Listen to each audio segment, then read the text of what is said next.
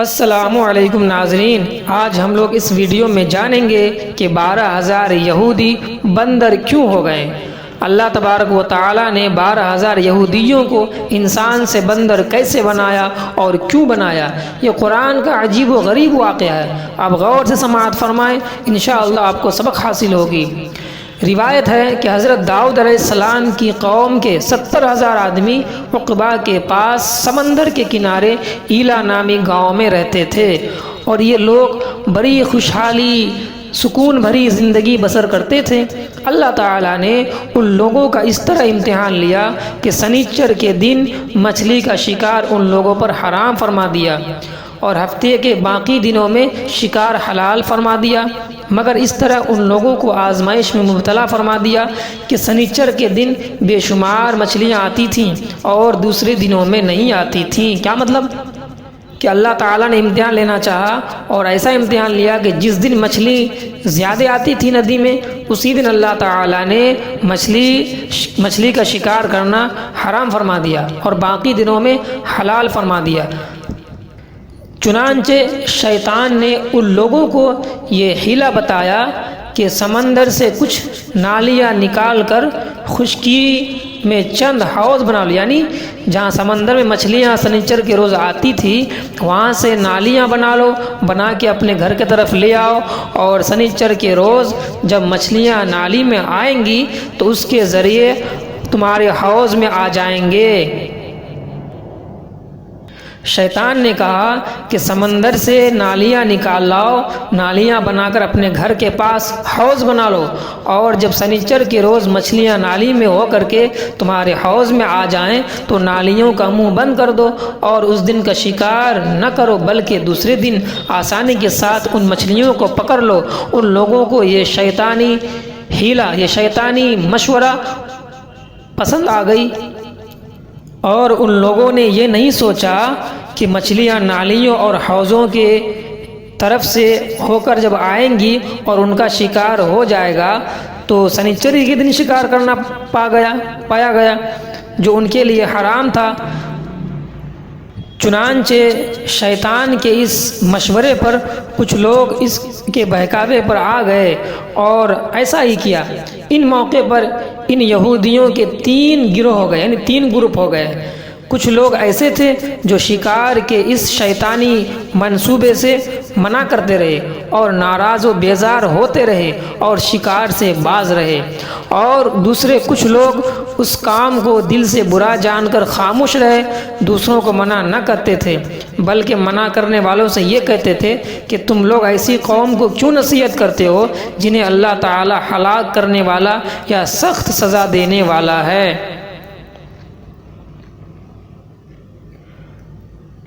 اور تیسرے وہ کچھ سرکش و نافرمان لوگ تھے جنہوں نے حکم خداوندی کی مخالفت کی اور شیطان کی مشورے کو مان کر سنیچر کے دن شکار کر لیا اور مچھلیوں کو کھایا اور بیچا بھی۔ ذرا غور فرمائیے کہ اللہ تبارک و تعالیٰ نے داؤد علیہ السلام کی قوم کا امتحان لینا چاہا، اور اس طرح امتحان لینا چاہا کہ جس روز مچھلیاں زیادہ آتی تھیں اسی دن منع فرمایا، اور اس کے علاوہ جب شیطان نے اسے گمراہ کیا تو کچھ لوگ گمراہ ہو گئے اور شکار سے منع نہ ہوئے اور شکار سے باز نہ رہے، اور ان میں سے کچھ لوگ باز رہے اور شکار بھی نہ کیا۔ اب آگے سماعت فرمائیں۔ جب نافرمانوں نے منع کرنے کے باوجود شکار کر لیا تو منع کرنے والی جماعت نے کہا اب ہم ان لوگوں سے کوئی میل ملاپ نہ رکھیں گے، یعنی ان لوگوں سے دوستی نہ رکھیں گے۔ چنانچہ ان لوگوں نے گاؤں کو تقسیم کر کے درمیان میں ایک دیوار بنا لی اور آمد و رفت کا ایک الگ دروازہ بھی بنا لیا۔ کیا مطلب؟ ان میں سے 3 گروپ تھا جو مچھلی کا ایک شکار کیا، کچھ لوگ مچھلی کے شکار کرنے سے منع کیا، اور کچھ لوگ منع تو نہیں کیا لیکن اپنے دل میں برا جانتے تھے کہ ہمیں شکار نہیں کرنا ہے۔ جن لوگوں نے شکار نہیں کیا وہ لوگ یہ کیے کہ جو اللہ تعالیٰ کا نافرمان بن گیا اور شکار کر لیا تو ان لوگوں کے درمیان بیچ میں ایک دیوار کھڑی کر دی اور اس کے یہاں آنے جانے کا جو راستہ تھا اسے بند کر دیا، ان لوگوں سے بات بچار اور آنا جانا سب کچھ بند کر دیا۔ حضرت داؤد علیہ السلام نے غضبناک ہو کر شکار کرنے والوں پر لعنت فرما دی۔ اس طرح اس کا اثر یہ ہوا کہ ایک دن خطا کاروں میں سے کوئی باہر نہیں نکلا تو انہیں دیکھنے کے لیے کچھ لوگ دیوار پر چڑھ گئے تو کیا دیکھا کہ وہ سب بندروں کی صورت میں منسوخ ہو گئے۔ یعنی جب داؤد علیہ السلام ناراض ہوئے اور غضبناک نگاہوں سے لعنت فرما دی تو کیا ہوا کہ وہ لوگ جو اللہ کی نافرمانی کیے تھے وہ لوگ کیا بن گئے؟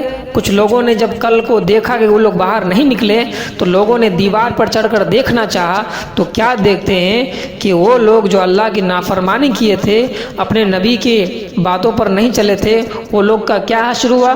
وہ انسان سے بندر بن گئے۔ لوگوں نے دیوار پر چڑھ کے دیکھا کہ سب بندروں کی صورت میں منسوخ ہو گئے ہیں۔ اب لوگ ان مجرموں کا دروازہ کھول کر اندر داخل ہوئے تو وہ بندر اپنے رشتہ داروں کو پہچانتے تھے اور ان کے پاس آ کر ان کے کپڑوں کو سونگھتے تھے اور زاروں قطار روتے تھے، مگر لوگ ان بندر بن جانے والوں کو نہیں پہچانتے تھے۔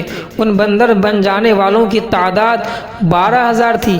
یہ سب 3 دن تک زندہ رہے اور اس درمیان میں کچھ بھی کھا پی نہ سکے، بلکہ یوں ہی بھوکے پیاسے سب کے سب ہلاک ہو گئے۔ شکار سے منع کرنے والا جو گروہ تھا، جو گروپ تھا، ہلاکت سے سلامت رہا، اور صحیح قول یہ ہے کہ دل سے برا جان کر خاموش رہنے والوں کو بھی اللہ تبارک و تعالی نے ہلاکت سے بچا لیا، یعنی موت سے بچا لیا۔ چنانچہ اس واقعہ کا بیان تو اس سورہ بقرہ کی اس آیت میں ہے۔ آیت ہے وَلَقَدْ عَلِمْتُمُ الَّذِينَ اعْتَدَوْا مِنْكُمْ فِي السَّبْتِ فَقُلْنَا لَهُمْ كُونُوا قِرَدَةً خَاسِئِينَ۔ ترجمہ: اور بے شک ضرور تمہیں معلوم ہے تم میں کہ وہ جنہوں نے ہفتہ میں سرکشی کی تو ہم نے ان سے فرمایا کہ ہو جا بندر دھتکارتے ہوئے۔ اور تفصیل کے ساتھ یہ واقعہ سورہ اعراف میں بھی ہے، جس کا ترجمہ یہ ہے اور ان سے حال پوچھو اس بستی کا کہ دریا کے کنارے تھی جب وہ ہفتے کے بارے میں حد سے بڑھتے، جب ہفتے کے دن ان مچھلیاں پانی پر تیرتی ان کے سامنے آتی اور جو دن ہفتے کے نہ ہوتا نہ آتی۔ اس طرح ہم انہیں آزماتے تھے ان کی بے حکمی کے سبب۔ اور جب ان میں سے ایک گروپ نے کہا کیوں نصیحت کرتے ہو ان لوگوں کو جنہیں اللہ ہلاک کرنے والا ہے، انہیں سخت عذاب دینے والا ہے، بولے تمہارے رب کی حضور معذرت کو اور شاید انہیں ڈر ہو۔ پھر جب وہ بھلا بیٹھے جو نصیحت انہیں ہوئی تھی ہم نے بچا لیے، اور وہ جو برائی سے منع کرتے تھے ان ظالموں کو برے عذاب میں پکڑ کر بدلہ ان کے نافرمانی کا۔ پھر جب انہوں نے ممانعت کے حکم سے سرکشی کی ہم نے ان سے فرمایا ہو جا بندر دھتکارتے ہوئے۔ معلوم ہوا کہ شیطانی مشورے، شیطانی ہیلہ بازیوں میں پڑھ کر اللہ تعالیٰ کے احکام کی نافرمانیوں کا انجام کتنا برا اور کس قدر خطرناک ہے، اور خدا کے نبی جن بد نصیبوں پر لعنت فرما دے وہ کیسے ہولناک عذاب الہی میں گرفتار ہو کر دنیا سے نیست و نابود ہو کر عذاب جہنم میں گرفتار ہو جاتے ہیں اور دونوں جہاں میں ذلیل و خوار ہو جاتے ہیں۔ اس واقعہ سے ہم لوگ کو یہ سبق ملا کہ ہمیں اللہ تبارک و تعالیٰ کی نافرمانی سے اور نبیوں کی نافرمانی سے بچنا چاہیے، اور ہمیں اس واقعے پر عمل کرنا چاہیے کہ ہمیں خدا کی بھی نافرمانی نہیں کرنی، نبیوں کی بھی نافرمانی نہیں کرنی ہے۔ اس واقعے سے مسلمانوں کو سمجھنا چاہیے کہ ہمیں کیا کرنا چاہیے اور کیا نہیں کرنا چاہیے۔ اللہ کا جو حکم اس پر چلنا چاہیے، اور جس راستے پر اللہ نے حکم دیا کہ اس راستے پر نہ چلو تو ہمیں اس راستے پر نہیں چلنا چاہیے۔ امید ہے کہ ہم لوگوں کو سمجھ میں آ گئی ہوگی، آپ کو بھی سمجھ میں آ گیا ہوگا۔ انشاءاللہ اس واقعے کو سمجھیں گے اور اس پر عمل کریں گے۔ وآخر الدعوانا الحمدللہ رب العالمین۔